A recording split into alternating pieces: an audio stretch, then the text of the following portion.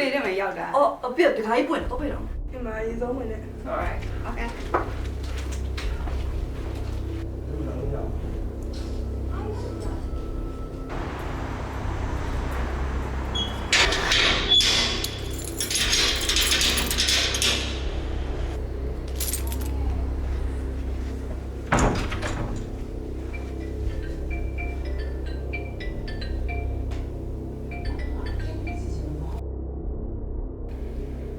ဟယ်လိုမထူပါဗာလက်ထက်ကနေပြီးတော့ ဘောက်ထဲကနေရမှာလေအပြင်မှာခေါင်းလုံးနေတာတော့ကြာနေပြီမျက်နှာဖွင့်မရော ဒါနောက်ဆရာမဟုတ်တော့အထက်ကနေပြီးတော့လာပြီးဘာဖြစ်နေခဏလေးဟာ ဟယ်လိုအာဒီ